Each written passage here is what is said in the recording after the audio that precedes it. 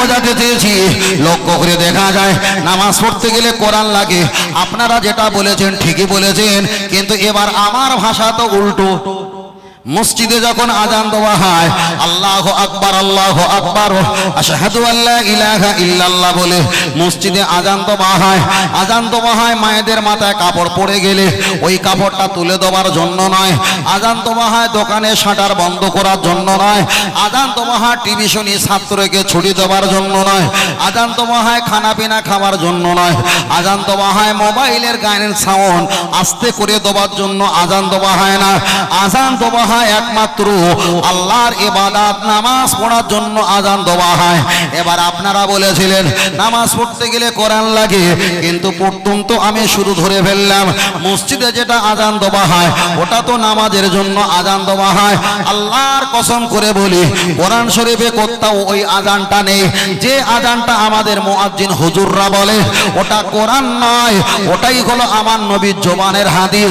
নবীর হাদিস পড়ে হাদিস বলে পৃথিবীর মসজিদে আযান দেয়, আর ওই আযান দিয়ে নামাজি মুসল্লিকে ডাকা হয়। তাহলে নামাজ যদি আল্লাহর কোরআন দিয়ে হয়, আল্লাহর কোরআন দিয়ে আল্লাহর নামাজিকে ডাকা হয় না, বরং নবীর হাদিস দিয়ে নামাজি মুসল্লিকে ডাকা হয়।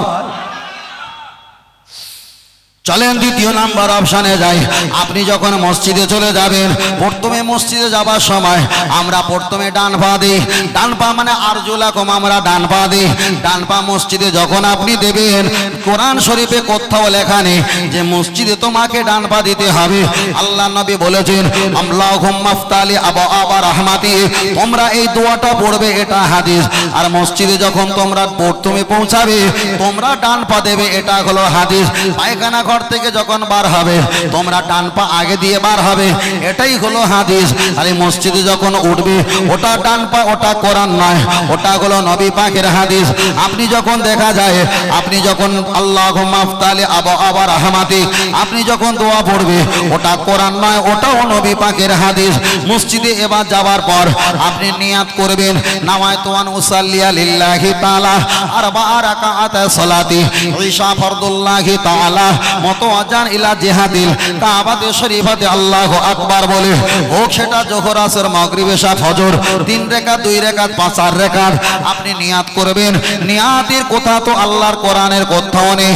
বুখারীর প্রথমে হাদিসে এসেছে ইন্নামাল আমালু বিন্নিয়াত আকামা ক্বালা আলাইহিস সালাম, নবী বলেছেন তোমরা দুনিয়াতে যে কাজটা করবে ওই কাজটা তোমরা পুরোপুরি সুন্দর করে পরিষ্কার পরিচ্ছন্ন নিয়ত করো। তাহলে আমি 4 রাকাত পড়ব কিনা নির্দিষ্ট হতে হবে, নির্দিষ্ট পরিষ্কার পরিচ্ছন্ন নিয়ত করা, এটা কোরআন নয়, এটাই আমার নবী পাকের হাদিস। যারা বলেছিল নামাজ পড়তে কোরআন লাগে তারা বলে আমাদের পাতে কখন আসে দেখি, তাই না ভাই? আমাদের পাতে কখন আসে? প্রথম থেকে এই পর্যন্ত এমন কিছু বক্তব্য করেছি যা আমরা শুনেছি জানি, কিন্তু সংখ্যায় খুব সীমিত। খুব টাফ ভাবে বক্তব্য করেছি, মারাত্মক টাফ, হয়তো বিষয়টা আপনি জানেন না। চলে চলে ও আমার বাপজিরা, আমি লক্ষ্য আমি আপনাকে বোঝাতে চেয়েছি। তারপরে আপনি কি করলেন? নিয়াত পড়ার পর দুটো হাত আপনি কানের লতিতে ঠেকালেন। আবার হাদিস শরীফে এসেছে কানের লতিতে যদি না ঠেকাতে পারো আপনি কানের পার্শ্বদেশ মানে কাছাকাছি পর্যন্ত নিয়ে যাও, তবে এমন করবে না কোনো হুজুর মুফতি যদি এমন করে ও হুজুর দূর হয়ে যায় যাক, আপনি এমন করবে না। হাদিসে এসেছে কান পর্যন্ত দোনো আই দিয়া কম দুটো হাতের আঙুলটা তুমি ঠেকাও। যদি মোটা হাত বেঁকা হয়, যদি না পারো তুমি কানের কাছাকাছি পর্যন্ত হাত নিয়ে যাও, তবে এমন করা এটা পৃথিবীর কোনো হাদিসে নেই। তাহলে কাছাকাছি হাত নিয়ে যাবে, আর না হয় তুমি আঙুলটা ঠেকাবে, এটা কোরআন নয়, এটা নবী পাকের হাদিস। আপনি নাভির নিচে হাত বাঁধবেন, এটা বুখারীতে এসেছে, এটা নবী পাকের হাদিস, এটা কোরআন নয়। নাভির নিচে হাত বাঁধার পর আপনি এবার দোয়া সানা পাঠ করবেন, সুবহানাকা আল্লাহুম্মা ওয়া বিহামদিকা ওয়া তাবারাকা ইসমুকা ওয়া তাআলা জাদ্দুকা ওয়া লা ইলাহা গায়রুক হোক, আপনি যে সানাটা পড়বেন ওই সানাটা কোরআন শরীফে কোথাও নেই, ওটাই হলো নবী পাকের হাদিস। এবার আপনি সানা পড়ার পর আউযু বিল্লাহি মিনাশ শাইতানির রাজিম পাঠ করবেন। সূরা পড়ার আগে আউযু বিল্লাহি মিনাশ শাইতানির রাজিম। কোরআন যদি 30 পারা হয়, কোরআন শরীফ যদি 114টি সূরা হয়, কোরআন শরীফ যদি দেখা যায় 114টি সূরা হয়, কোরআন শরীফ যদি দেখা যায় 7টা মানজিল হয়, কোরআন শরীফ যদি 30টা পারা হয়, 848টা যদি পৃষ্ঠার হয়, কোরআন শরীফ নরমালে 1200 1500 2-3000 টাকা যদি দাম হয়, টোটাল কোরআন শরীফের ভিতরে আউযু বিল্লাহি মিনাশ শাইতানির রাজিম লেখা নেই, ওটাই হলো আমার নবী পাকের হাদিস। তাহলে নামাজ পড়তে গেলে কোরআন লাগে, কিন্তু নামাজের এতটা ভিতরে পৌঁছে গেছে, এখন কোরআন পেলাম না, চলছে নবী পাকের হাদিস। আরেকটু জোরে হবে না? আরেকটু জোরে বলেন। কি অসুবিধা হচ্ছে নাকি? ভুল বলছি নাকি? ফের বলছি, ভুল হলে গপ্প ধরো, তাহলে সমাধান। চলেন আমি আপনাকে বোঝাতে চেয়েছি, তাহলে নামাজ পড়তে গেলে কোরআন লাগে না হাদিস লাগে? আপনারা বলেছিলেন কোরআন লাগে, চলেন আপনার কাছে বুঝিয়ে দেই। তাহলে এতক্ষণ পর্যন্ত কোরআনের এখন নাম আসেনি, চলছে হাদিস আর হাদিস। চলেন এবার আপনার কাছে আর একটা অপশন বলি। আপনি বিসমিল্লাহির রহমানির রহিম বলেছেন, বেসিনজের বিসমিল্লাম জের মিল্লাম করে যাবাল্লাহ, হে রাজের হির, রহে যাবার রা মিম করে যাবার মা, নুন রাজিনী রজাবারা হাইয়াজের হি মিম জের মি, বিসমিল্লাহির রহমানির রহিম। আল্লাহ के नाम से शुरू करता हो जो बड़ा मेहरबान निहात रहम वाला है। আমি আল্লাহ নামে শুরু করছি যিনি পরম দয়ালু ও মেহেরবান, দয়ালু মেহেরবান। তাহলে বিসমিল্লাহির রহমানির রহিম, এটা হলো আল্লাহ পাকের একটা কোরআনের অংশ, এটা কোরআন। আপনি যখন সূরা ফাতিহা পড়লেন, আমার নবী হাদিস শরীফে বলেছেন, লা সালাতা ইল্লা বিফাতিহাতিল কিতাব আও কামা ক্বালা আলাইহিস সালাম, সূরা ফাতিহা ছাড়া নামাজ হবে না। তাহলে আপনি সূরা ফাতিহা ইমামের পিছনে পড়বে না, একা একা যখন পড়বে তখন আপনার সূরা ফাতিহা লাগবে, এটা শিখে রাখেন। তাহলে সূরা ফাতিহা যখন পড়েছেন ওটা আল্লাহ পাকের কোরআন। আপনি সূরা ফাতিহার পরে কমপক্ষে 3 আয়াত কিংবা আরো বেশি আপনি পড়েছেন, ওটাও আল্লাহ পাকের কোরআন। তাহলে দুটো হলো আল্লাহ পাকের কোরআন, হিসাব রাখেন, দুটো আল্লাহ পাকের কোরআন। একটা সূরা ফাতিহা হলো আর আটটা হলো অন্য সূরা, আর বিসমিল্লাহ তো সঙ্গে জুড়ে আছে, তাহলে দুটো হলো আল্লাহ পাকের কোরআন। আপনি আল্লাহু আকবার বলে হাঁটুতে হাত দিয়েছেন, সুবহান রাব্বিয়াল আযীম, সুবহান রাব্বিয়াল আযীম। বশিরাত আল্লাহ রাহমাতুল্লাহ আলাইহি, তিনি দেখা যায় নামাজ শিক্ষা লিখেছে, যারা আযীম, যারা উচ্চারণ করতে পারে না, বৃদ্ধা মানুষ দাঁত ফোকড়া হয়ে গেছে, ওরা যেন সুবহান রাব্বিয়াল কারীম যেন পড়ে। ওরা যদি আযীম একটা বার যদি বলে ফেলে, আল্লাহকে বুড়ো বলা হবে, আল্লাহকে বয়স্ক বলা হবে, তার ঈমান চলে যাবার সম্ভাবনা, ঈমান চলে যাবে। ওই ব্যক্তি যেন সুবহান রাব্বিয়াল কারীম বলে। তাহলে আপনি যে সুবহান রাব্বিয়াল আযীম পড়ছেন ওটা কোরআন নয়, ওটা হলো নবী পাকের হাদিস। আপনি যখন দেখা যায় সামি আল্লাহু লিমান হামিদা বলছেন, ওটা কোরআন নয়, ওটাও নবী পাকের হাদিস। রব্বানা লাকাল হাম, ওটা কোরআন নয়, ওটা নবী পাকের হাদিস। আল্লাহু আকবার বলে আপনি যখন সেজদা চলে যাচ্ছেন, সেজদা গিয়ে সুবহান রাব্বিয়াল আলা 3 বার 5 বার 7 বার 9 বার 11 বার 16 বার 18 বার 20 বার 22 বার এমন করে যখন আপনি সুবহান রাব্বিয়াল আলা পড়ছেন, ওটাও কোরআন নয়, ওটাও আমার নবী পাকের হাদিস। আরেকটু জোরে বলেন সুবহানাল্লাহ।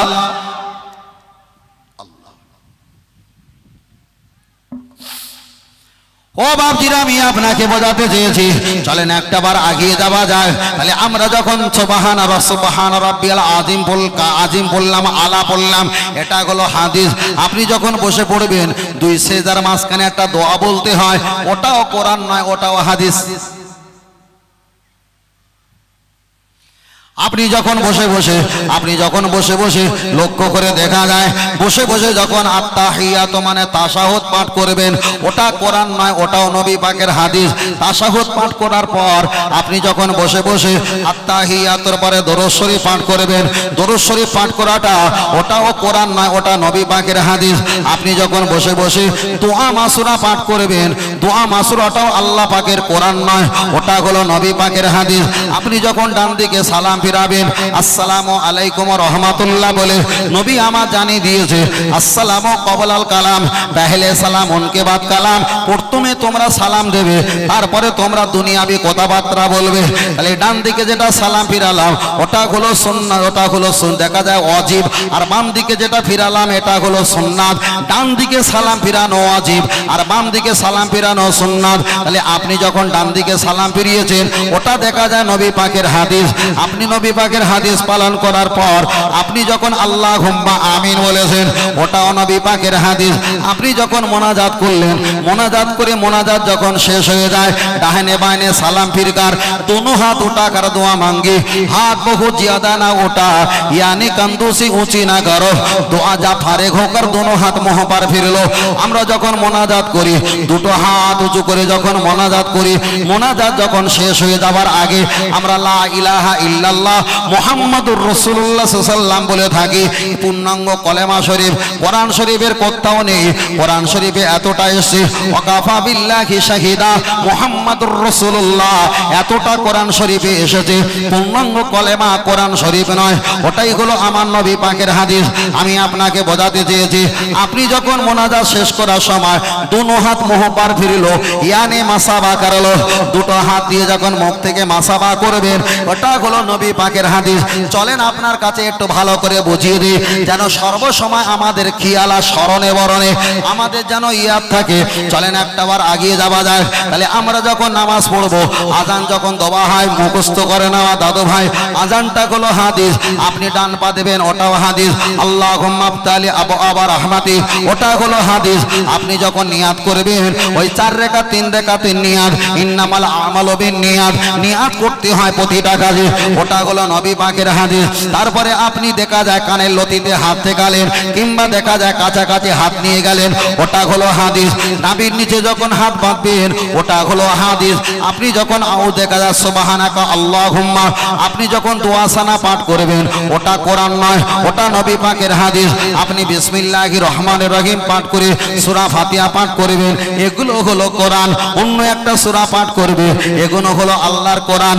আপনি যখন আল্লাহু আকবার বলে রুকু করবেন সুবহান রাব্বিয়াল আযীম আপনি যখন পড়বেন এটা হলো হাদিস। আপনি সামি আল্লাহু লিমান হামিদা এটা হাদিস, রব্বানা লাকাল হাম এটা হাদিস। আল্লাহু আকবার বলে সেজদা গিয়ে সুবহান রাব্বিয়াল আলা এটা হাদিস। বসে বসে আত্তাহিয়াতু এটা হাদিস। আপনি দেখা যায় আত্তাহিয়াতু তাশাহুদ পরে দুরূদ শরীফ এটাও হাদিস। দোয়া মাসুরা এটা হাদিস। আপনি সালাম ফিরাবেন ওটা হাদিস। আল্লাহুম্মা আমিন এটা হাদিস। মোনাজাত যখন শেষ করবেন কলেমা পুরোপুরি পড়ে পুরোপুরি কলেমাটা হলো হাদিস। তাহলে নামাজের ভিতরে কোরআন আর হাদিস যদি 10% থাকে তার ভিতরে 2% হলো আল্লাহর কোরআন আর 8% হলো আমার নবী পাকের হাদিস। আরেকটু জোরে হবে, আরেকটু জোরে হবে না?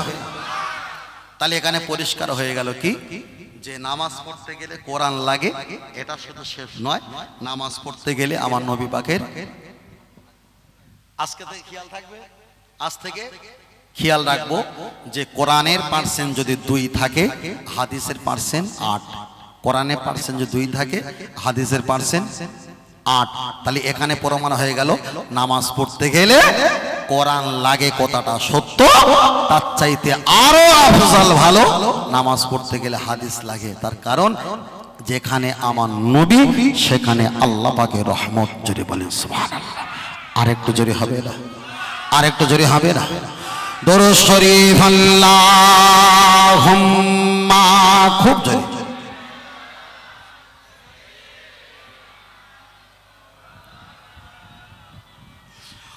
ওয়ালা আলি সাইয়্যিদিনা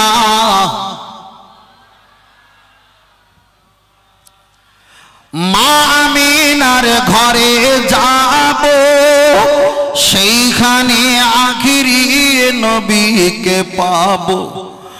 মনের কথা সব বলিব, সে যে মুহাম্মাদিয়া রাসূলুল্লাহ। আল্লাহুম্মা, জোরে পড়ো বাবা, মাশাআল্লাহ মাশাআল্লাহ। ওয়া আলা আলি সাইয়্যিদিনা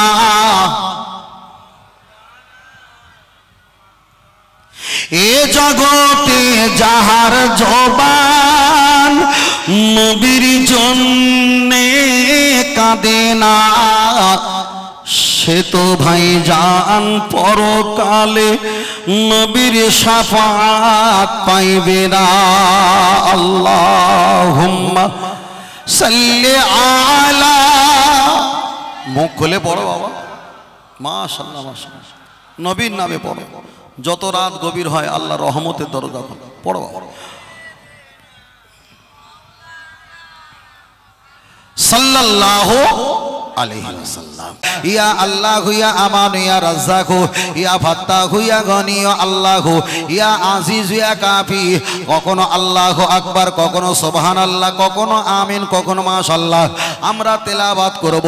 আল্লাহর নবী বলেছেন অল জিবালা জিবালা, তাম পৃথিবীর যত পাহাড় আছে ওই পাহাড়টা যদি একটা মিজান পাল্লা যদি চাপিয়ে দেওয়া হয়, একটা যদি তাসবিহ পাঠ করা হয়, তাম পৃথিবীর জিবালা আর জমিনের অপেক্ষায় আল্লাহ দরবারে তোমাদের এই ভাঙাচোরা জবানের তাসবিহটা আল্লাহ দরবারে ভারী হয়ে যাবে।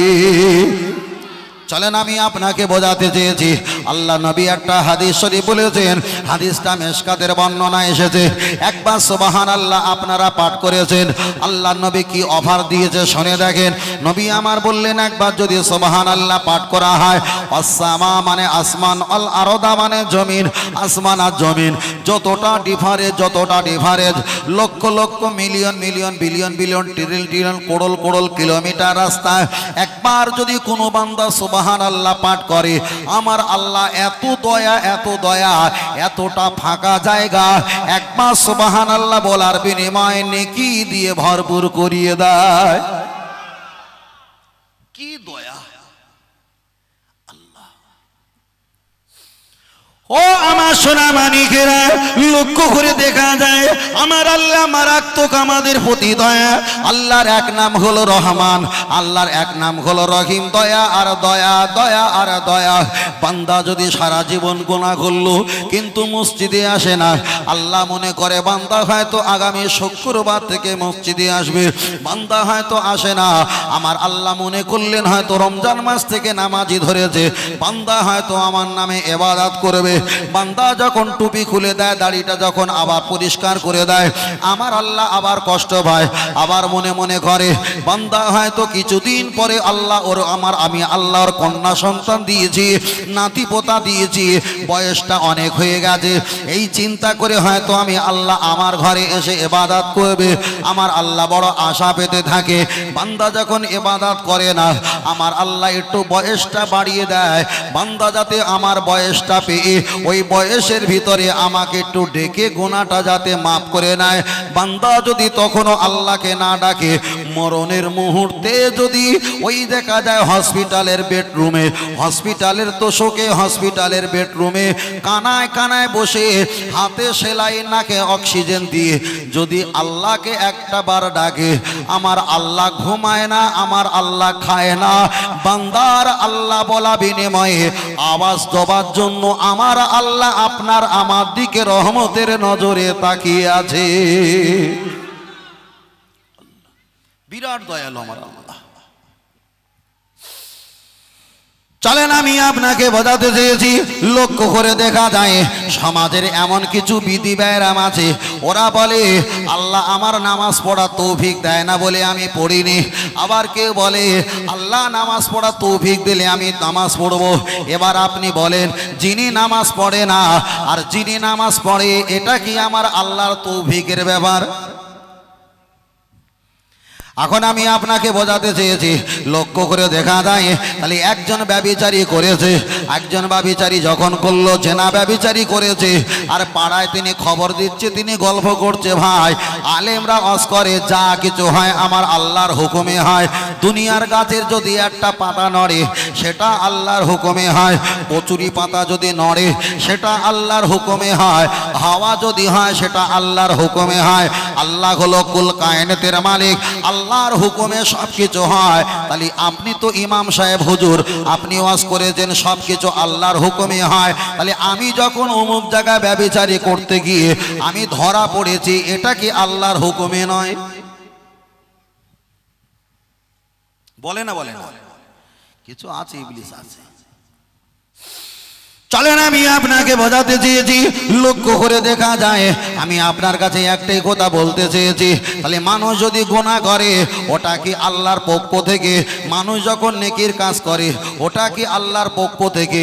আপনার কাছে কোরআন হাদিস দিয়ে একটু স্বল্প সময়ে পরিষ্কার করে দেওয়া যাক। ও বাপজিরা, লক্ষ্য করে দেখা যায় এখন মানুষ গুনার কাজ করেছে, জেনা করেছে, ব্যভিচারী করেছে, এখন খারাপ কাজ, অশ্লীল কাজ, পাপাচার কাজ করে ফেলেছে, এটা কি আল্লাহর হুকুমে? চলেন আমি আপনাকে বোঝাতে চেয়েছি, আল্লাহর বান্দা পৃথিবীতে আসার 50,000 বছর আগে, ভালো করে শোনেন, মায়ের গর্ভ অবলম্বন করে পৃথিবীর জমিনে আসার 50,000 বছর আগে আমার আল্লাহ বান্দার তকদিরে ভালো আর খারাপ লিখে দিয়েছে। এমন কি কে জান্নাতি হবে এটাও আল্লাহ লিখে দিয়েছে, কে জান্নাতি জাহান্নামী হবে এটাও আল্লাহ লিখে দিয়েছে। আমার আল্লাহ সর্বকিছু ভালো মন্দ লিখে দিয়েছে। লিখে দেওয়ার পরে আমার আল্লাহ আবার তিনি জবাব দিয়ে বললেন, ইয়া আইয়ুহাল্লাযিনা আমানু, হে ঈমানদার, আত্তাকুল্লাহ, তোমরা আমাকে ভয় করো। তাহলে একদিকে আল্লাহ লিখে দিয়েছে পাপ করবে, আবার একদিকে লিখে দিয়েছে এ বান্দা নেকির কাজ করবে। পরে আল্লাহ কোরআনে বলেছেন আত্তাকুল্লাহ, তোমরা আমাকে ভয় করো, আবার পরে বলেছেন ইন আত্তাকুল্লাহ ইন্নাল্লাহা শাদীদুল ইকাব, আমার আযাব হলো কঠিন, তোমরা সহ্য করতে পারবে না। তাহলে আমি আপনাকে বোঝাতে চেয়েছি, আল্লাহ আমাদেরকে আওয়াজ দিয়ে বলেছেন ঈমানদার তোমরা আমাকে ভয় করো, আমার আযাবকে ভয় করো। তাহলে এখানে প্রমাণ হয়ে গেল আল্লাহ তাকদীরে কি লিখেছে কি না লিখেছে এটা ভিন্ন ব্যাপার। আল্লাহর আযাব দেখে, পাপের কাজ দেখে ভয় করা এবং সরে আসা, এ হুকুমটা হলো কার? পাপের কাছ থেকে সরে আসার হুকুমটা যদি আল্লাহর হয়, কেউ যদি জেনা আর ব্যভিচারী, মদ্যপান করে, জুয়া খেলে, লটারি কাটে, তাস খেলে, এই পাপের কাজ যদি করে, এবার বলেন এটা কি আল্লাহর দোষ হতে পারে? যদি বলেন হুজুর আমি বুঝতে পারিনি, চলেন আপনার কাছে আরেকটু খোলাসা বলবো, খুব সাধারণ ভাষায় আপনার কাছে পরিষ্কার করে দেওয়ার চেষ্টা করছি। একটাবার আগিয়ে চলে যাওয়া যাক। আমার নবী হাদিস শরীফে বললেন আমানতু বিল্লাহ, আমরা ঈমান এনেছি, ঈমান এনেছি, ঈমানে মুজমাল, ঈমানে মুফাসসাল। আমানতু বিল্লাহ, আল্লাহর উপরে ঈমান এনেছি, ওয়া মালাইকাতিহি, আমরা ফেরেশতার উপরে ঈমান এনেছি, ওয়া রাসূলিহি, এবং রাসূল নবীদের প্রতি ঈমান এনেছি, ও কুতুবিহি, আল্লাহর যত কিতাব দিয়েছে, যত 104খানা কিতাব দিয়েছে, সেই সমস্ত কিতাবের উপরে আমরা ঈমান এনেছি, অল ইয়াউমিল আখিরি, এবং পরকালে কিয়ামতের দিবসে আমরা ঈমান এনেছি, অল কদরি, আমরা তাকদীরের উপরে ঈমান এনেছি, অল খায়রি শাররিহি, আমরা ভালো এবং খারাপ, তাকদীরে ভালো এবং খারাপ এর প্রতি আমরা বিশ্বাস করি, ঈমান এনেছি। ও দেখা যায় অশাররিহি, ভালো আর খারাপের প্রতি আমরা ঈমান এনেছি। আল্লাহর নবী পরে বলেছেন দেখা যায় মিনাল্লাহি তাআলা আল বাসি বাদাল মাউত, এবং আল্লাহ পাকের পক্ষ থেকে মানুষ মৃত্যু হওয়ার পর, বাসি বাদাল মাউত, মানুষ মৃত্যুর পরে আবার কবরে আল্লাহ তাদেরকে জীবিত করবে, এটা আমরা বিশ্বাস করেছি। এবার আপনি বলেন তাকদীরের প্রতি বিশ্বাস করলাম, ভালো খারাপের প্রতি বিশ্বাস করলাম, আল্লাহকে বিশ্বাস করলাম, সমস্ত কিতাবকে বিশ্বাস করলাম, নবী রাসূলদের প্রতি বিশ্বাস করলাম, তাকদীরে যেটা হয় এটা আল্লাহর পক্ষ থেকে, এটা আমরা বিশ্বাস করলাম। মানুষ মারা যাবার পর আল্লাহ জীবিত করবে, এটা আমরা বিশ্বাস করলাম। এবার আপনি বলেন আপনি যা ভালো করবেন আর খারাপ করবেন এটা তাকদীরে লেখা আছে, বিশ্বাস যখন করেছেন, কিন্তু আল্লাহ দোষ হবে না। চলেন একটা উদাহরণ দেওয়া যাক। আপনাদের ব্রিজে আপনারা বাইক নিয়ে উঠবেন, ওখানে কোম্পানি কিংবা সরকার, ওখানে কোম্পানি একটা বোর্ড টাঙিয়ে দিয়েছে, এখানে ইউটার্ন আছে, এরা বেকা একটা রাস্তা দেখিয়ে দেয় না, দেয় না? তার মানে তুমি লোকেশন ধরে যখন চলছো, তুমি বুঝে নাও এই জায়গায় গাড়ি সোজা গেলে খালে যাবে, বেঁকে গেলে এই দিক দিয়ে যাচ্ছেন, বেঁকে গেলে বাম দিকে ব্রিজ পাবে, আর সোজা যদি চলে যাও আর কোনো রাস্তা পাবে না, তুমি খালে যাবে। এবার কেউ যদি ইউটার্ন দেওয়ার পরে যদি বাম দিকে ব্রিজে না ওঠে, সোজা যদি খালে দেয়, আপনি বলেন বিপদে পড়েছেন, ক্ষতি হয়েছে, এ দোষটা আল্লাহর না আপনার?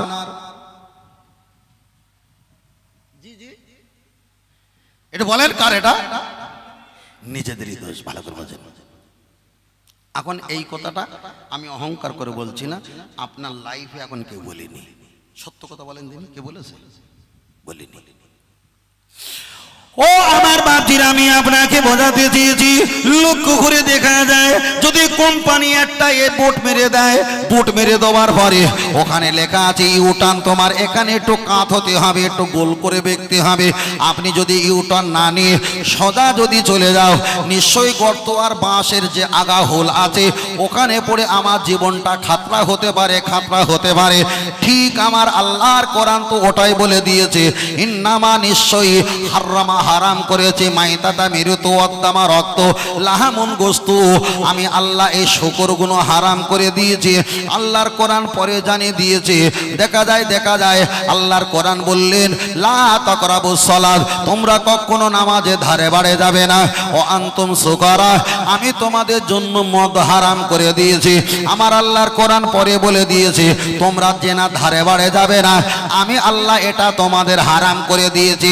তাহলে রাস্তা যদি একটা ইউটার্ন দেওয়া থাকে, কিভাবে যাবে না যাবে লোকেশন, আপনি যদি লোকেশনটা দেখে রাস্তায় চলতে পারেন, বিপদ যেমন হওয়া সম্ভব নয়। আল্লাহ তো কোরআনে লোকেশন দিয়েছে, এটা বিপদ বলে দিয়েছি, ওটা বিপদ বলে দিয়েছি। আপনি যদি জোর করে জেনা ব্যভিচারী আর মদ্য আর নেশা পান করো, এবার তো ডাইরেক্ট সোজা গাড়ি চালিয়ে আপনি তো গর্তয় পড়বে। ওটা যেমন আল্লাহর দোষ নয়, এটাও আমার আল্লাহর দোষ নয়, এটা হলো শয়তান আপনার কবজা করে জাহান্নামে পাঠানোর কাজ। ঠিক না বে ঠিক? খুব ভালো করে বোঝেন। জীবনে কেউ যদি প্রশ্ন করে, আপনি আর তার লাজবাব হয়ে চুপ করে থাকতে পারবেন, একটু বলতে পারবেন চল নাকি যাই। যারা গাড়ির ড্রাইভিং লাইসেন্স আছে, এখানে যারা 4 চাকা 2 চাকা গাড়ির ড্রাইভিং লাইসেন্স যারা করেছে, আজ থেকে দেখা যায় 20 বছর আগে 36টা প্রশ্ন ছিল। 36টা প্রশ্নের ভিতরে 3টে 4টে জিজ্ঞাসা করলে পাস হয়ে যাবে, ড্রাইভিং লাইসেন্স দেয়। বর্তমানে ওটা আর নেই।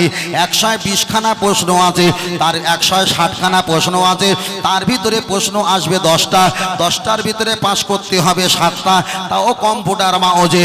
একটা সিগন্যাল দেওয়া আছে, এই সিগন্যালে কেমন গাড়ি চালাতে হয়, এখানে কেমন হর্ন দিতে হবে কি হবে না, এখানে টার্নিং নেওয়া যাবে কি যাবে না, এখানে কত স্পিডে গাড়ি চালাতে হবে, সব কিছু সিদ্ধান্ত লেখাপড়া করে তারপরে আপনার হাতে একটা ড্রাইভিং লাইসেন্স তুলে দেওয়া হয়। ঠিক এইরকম আপনি যখন কলেমা শরীফ পড়েছেন লা ইলাহা ইল্লাল্লাহ মুহাম্মাদুর রাসূলুল্লাহ, এটাই হলো ইমানদারের ড্রাইভিং লাইসেন্স। এই লাইসেন্সটা যখন আপনি নিয়েছেন, তখন তো আমার নবী বলেছে মদ্যপান করবে না, এটা হারাম, তোমরা শুধু খাবে না।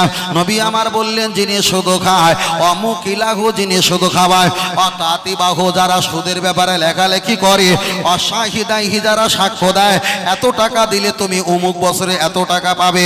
আইসারোহা আইয়ান কিহা রজুল উম্মাহু, 70টা পাপ আছে, তার ভিতরে সবচাইতে ছোট পাপ হলো নিজের মায়ের সঙ্গে অপরিচিত মেয়ের সঙ্গে যেমন ব্যভিচারী করলে গোনা, ঠিক মায়ের সঙ্গে ব্যভিচারী গোনা সবচাইতে নিম্ন সংখ্যা। এ সিগন্যাল আর বোর্ড সব কিছু পরীক্ষা তো আমরা দিয়েছি, তারপরে তো কলেমা পড়ে ইমানদার মুসলমান হয়ে ড্রাইভিং লাইসেন্স নিয়েছি। এবার যদি রাস্তায় চলতে গিয়ে আপনি হোঁচট খাও, মদের দোকানে যদি বসে থাকো, জুয়ার দোকানে যদি বসে থাকো, এ দোষ তো আমার আল্লাহর নয়, এ দোষ তো আপনার নিজেরই দোষ। ঠিক না বে ঠিক?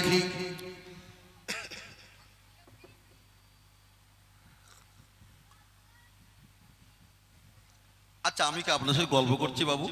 একটা লজিক বলছি, আপনার কেন আমি বক্তব্য করি কোনো ঘটনা কেসা কাহিনী বলিনি, প্রতিটা বক্তব্য মশলা যুক্তি তর্কে। যদি আপনি বুঝতে পারেন একদম লাইফ টাইম খেয়াল থাকবে, লাইফ টাইম।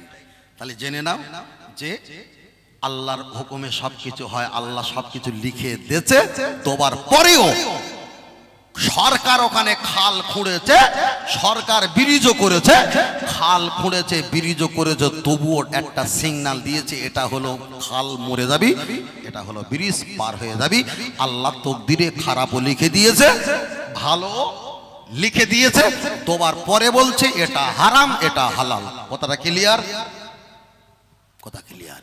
তাহলে কেউ যদি বলে আমি মদ খেয়েছি পাপের কাজ করেছি, আমি এই করেছি সেই করেছি, এটা আল্লাহ হুকুমে সব যদি হয় এটাও আল্লাহর হুকুমে হয়েছে, তাহলে এক আধ কলকে গাঁজা খায়নি, 2-4 হাজার কলকে গাঁজা খেয়ে এ কথাটা বলছে ভাই। চলে ও আমার বাপজিরা, আমি আপনাকে বোঝাতে চেয়েছি, লক্ষ্য করে দেখা যায়। চলেন একটা বার এগিয়ে যাও। আমি ফের বলছি, আমার আল্লাহ না खाता है ना पीता है ना सोता है, खुदा खुद रहता है यानी रहेगा। আমার আল্লাহ খায় না, আমার আল্লাহ ঘুমায় না, আমার আল্লাহ আছেন, রয়েছেন, থাকবেন থাকবেন। আল্লাহু বাকি মিন কুল্লি ফানি, পৃথিবীর সবকিছু ধ্বংস হবে, আমার আল্লাহ তো রয়েছে, থাকবে থাকবে, আমার আল্লাহ ধ্বংস হবে না হবে না।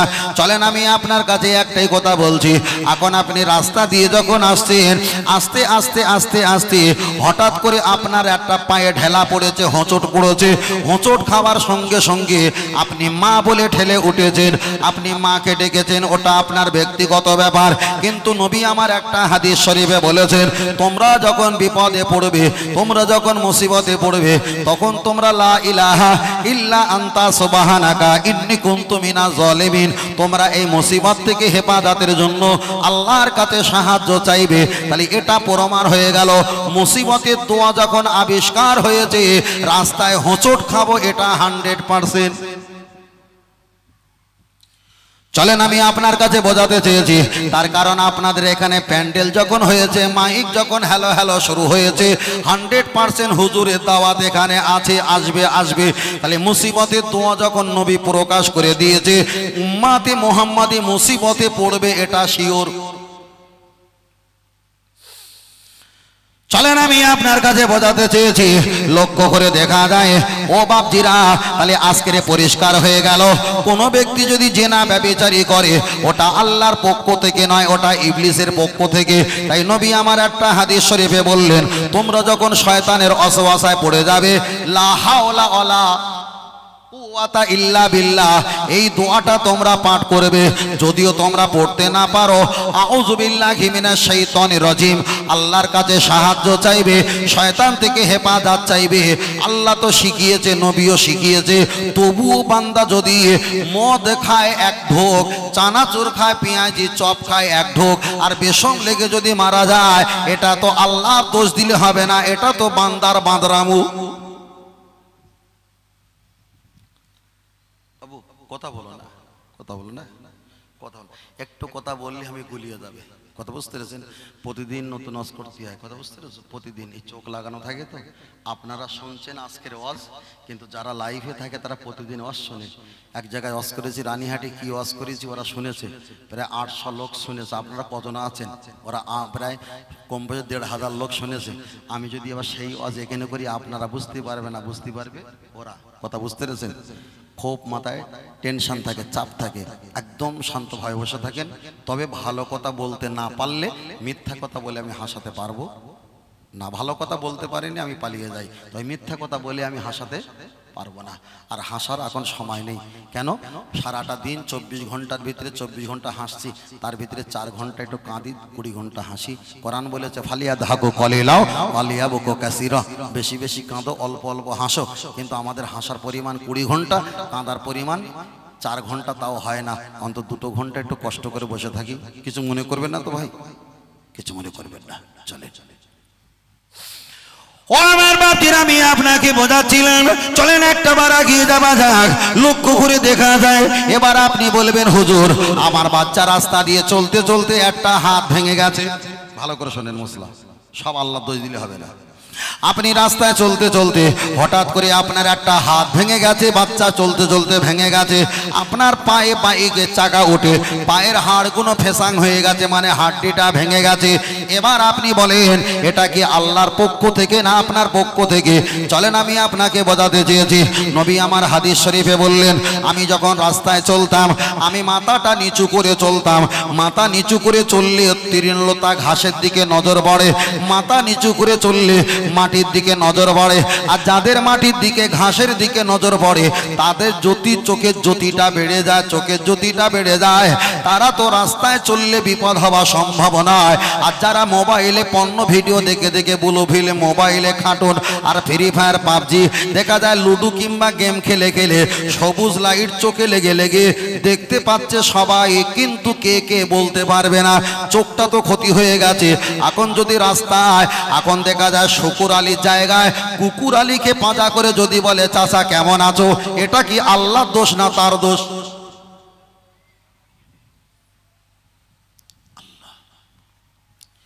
চলেন আমি আপনাকে বোঝাতে চেয়েছি, তাহলে আপনি যদি রাস্তায় চলতে চলতে আপনার যদি একটা হাত কিংবা পা ভেঙে যায়, এবার বলবেন এটা কপালে ছিল তাই হয়েছে। চলেন আপনার কাছে পরিষ্কার ব্যাখ্যা করা যাক। নবী আমার যখন রাস্তা দিয়ে চলতেন আল্লাহকে বলতেন, আল্লাহ আমাকে অকস্মাৎ মৃত্যু দেবেন না। অকস্মাৎ জিসকা মাতলাব ऐसी है, যার ব্যাখ্যা হলো এটা অকস্মাৎ মানে হঠাৎ আল্লাহ আপনি আমাকে মৃত্যু দেবেন না, আমাকে মৃত্যু দেবেন একটু সময় নিয়ে, যাতে করে আপনাকে আমি ডাকার সুযোগ পেয়ে যায়।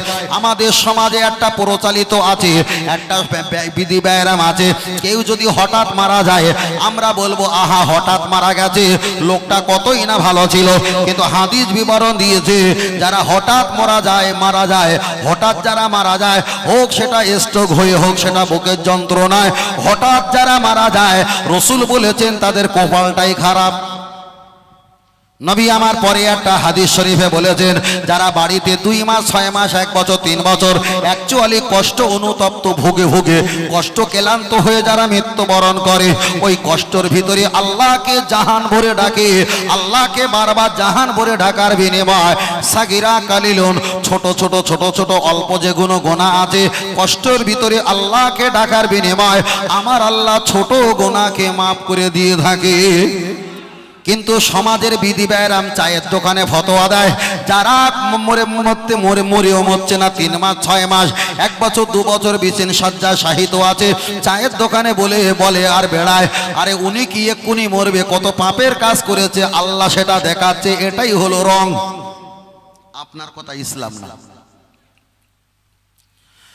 ও বাপজিরা লক্ষ্য করে দেখা যায়, আপনি দেখা যায় বাগনান থেকে আপনার বাড়ি আত্মীয় এসেছে, আর বাগনান থেকে কিংবা আপনাদের লাইবাড়ি মোড় ওখান থেকে আপনি মুরগি পোলট্রি আর টমেটো টক বেগুন আপনি ভালো বাজার করে বাইকে করে নিয়ে আসছেন।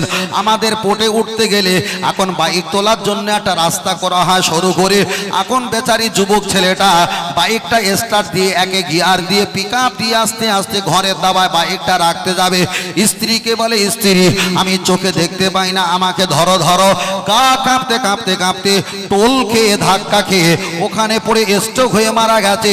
রাসূল বলছে এটাই হলো কপাল ভাঙা। এ মৃত্যুটা কিন্তু ভালো না। আমি আপনাকে বোঝাতে চেয়েছি এটাই হলো ডিজিটাল মৃত্যু। আল্লাহর নবী অসুস্থ ছিল কমপক্ষে কয়দিন? 3 দিন। আবু বকর হুজুর অসুস্থ ছিল কমপক্ষে 3 দিন। হযরতে ওমর ফারুক রাদিয়াল্লাহু তাআলা আন তিনি অসুস্থ ছিল কমপক্ষে 3 এর অধিক কিছুদিন। তাহলে প্রতি নবী সাহাবীরা অসুস্থ ছিল, অসুস্থর বিনিময়ে আল্লাহ তাদের প্রতি রহমত দিয়েছে। আপনি যদি অসুস্থ হয়ে মারা যাও, নবী আমার একটা হাদিস শরীফে বলেছেন যারা সুস্থ এটা একটা নিয়ামত, যারা অসুস্থ থাকে অসুস্থ হোক আল্লাহ পাকের নিয়ামত। যার ব্যাখ্যা হলো অসুস্থ হালাতে আল্লাহকে মন ভরে অন্তর দিয়ে ডাকার সুযোগ পায়। ফারাফায়া দাইহি হাত তুলে যখন দোয়া চাইবে সুম্মাস্তাগফারনি গফারতুল্লাকা ওয়ালা উমালি, অসুস্থর ভিতরে চোখে পানি আসা সম্ভব হয়, আর চোখ থেকে যখন পানি আসবে চোখের পানির বরকতে আমার আল্লাহ অসুস্থ নিয়ামতি বান্দার দিকে তাকিয়ে জিন্দেগির গুনাহকে মাফ করে দেয়।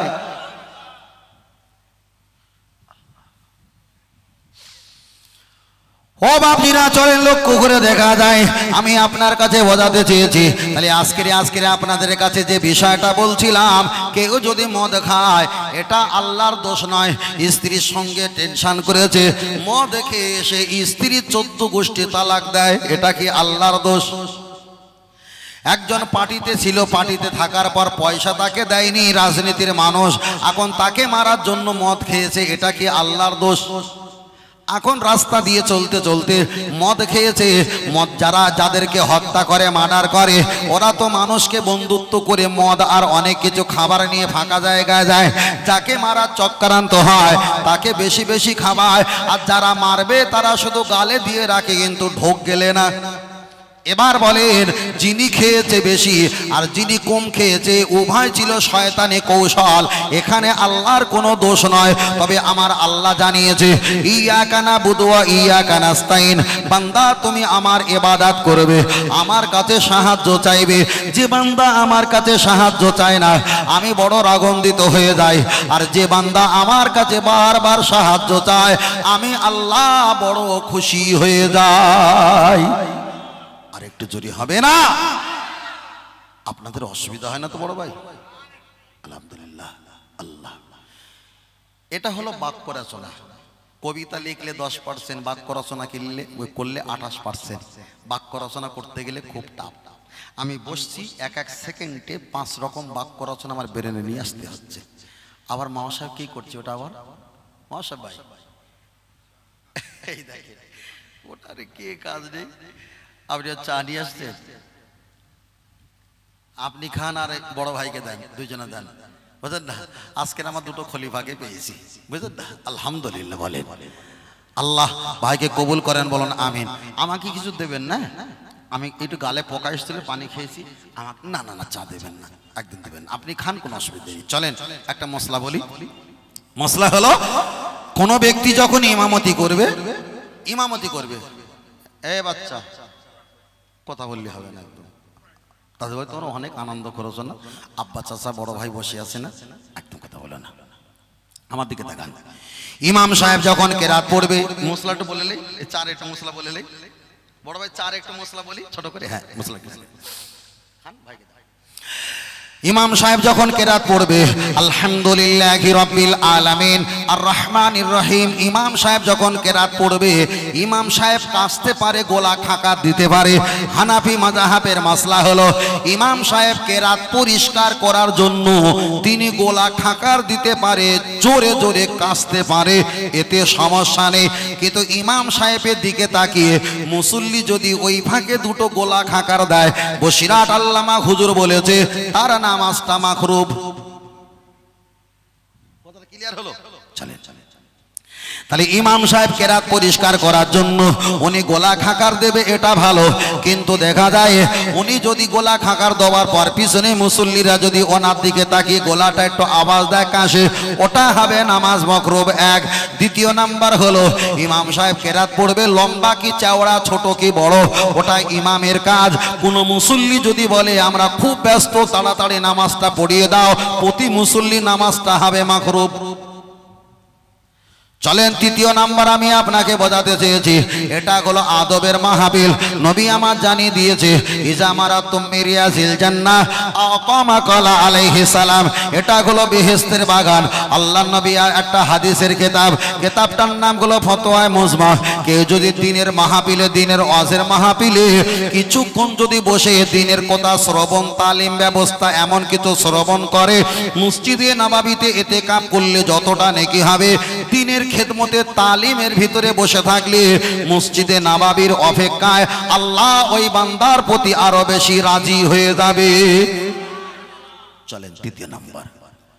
চলেন আমি আপনাকে বোঝাতে চেয়েছি তাহলে আল্লাহ আমাদের প্রতি রাজি হয়ে যায়।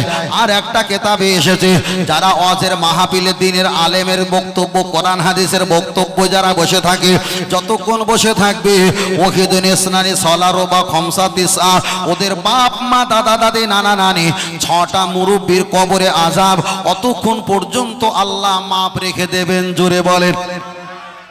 পঞ্চম নম্বর আমি আপনাকে বোঝাতে চেয়েছি, আমরা এখানে বসে বসে কিছুই যদি না বলি আল্লাহ আমাদের গুনাহটা মাফ করবে। ছোট ছোট গুনাহ আমরা যদি তওবা পাঠ করি আল্লাহ সমজীবনের গুনাহটা মাফ করবে। ফুরফুরা দাদা পীর রহমাতুল্লাহ আলাইহি, ওনার আওলাদ মেজলা হুজুর পীর কেবলা রহমাতুল্লাহ বলতেন, বাবা এটা হলো মুরব্বি বয়স্ক ওয়ালাদের মাদ্রাসা, এখানে বসে দিন ও দুনিয়া পরকাল হিসাব হয়, এখানে এসে শিক্ষা করা যায়। তাহলে এখানে এখানে যখন শিক্ষা করা হবে নিশ্চয়ই এটা ভালো কাজ। চলেন একটা হাদিস পড়া যাক। নবী আমার হাদিস শরীফে বললেন আফদালুল ইবাদাত ইবাদাতিস সালাত, সবচাইতে বড় ইবাদতের নাম কি? নামাজ।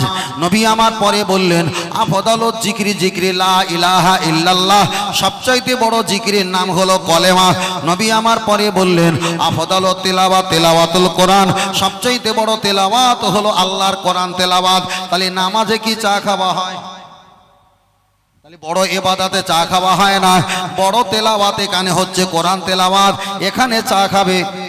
বড় জিকির হচ্ছে নবী পাকের নবেন কলেমা শরীফ, এখানে চা খাবে। তবে ফের মশলাটা খেয়াল রাখেন, ইমাম যখন কেরাত পড়ার জন্য গোলা কাশা যেমন জায়েজ, বক্তাও বক্তব্য করার জন্য এখানে বসে কিছুক্ষণের জন্য চা খেতে পারে। তবে চা আমি পছন্দ করি না বলে গোলা পরিষ্কারের জন্য 2 ঢোক পানি খেয়েছিলাম। তাহলে ক্লিয়ার হলো তো? চলে আলহামদুলিল্লাহ। চা খাওয়া কি হারাম? চা খাওয়া হারাম না। আমি এক জায়গায় ওয়াজ করেছিলাম, বিড়ি খাওয়া চা খাওয়ালি পাকা 2 ঘন্টা। তাই এলাকার লোক বলে হুজুর তুমি পাও কোথায় এসব? বলে কিছু বলিসনি, বাড়ি চলে যাই। বুঝলেন না? বলে হুজুর পাও কোথায়? আমি জীবনে শুনিনি। বলে তোর একটু বেশি করে টাকা দিস আর একটু ভালো করে বলবান। আর যারা রেগে যায় ওরা যদি তোদের চাইতে বেশি টাকা দেয়, এবার কিন্তু তোদের বিরুদ্ধে হবে, ওদের পক্ষে হবে। কারণ আমাদের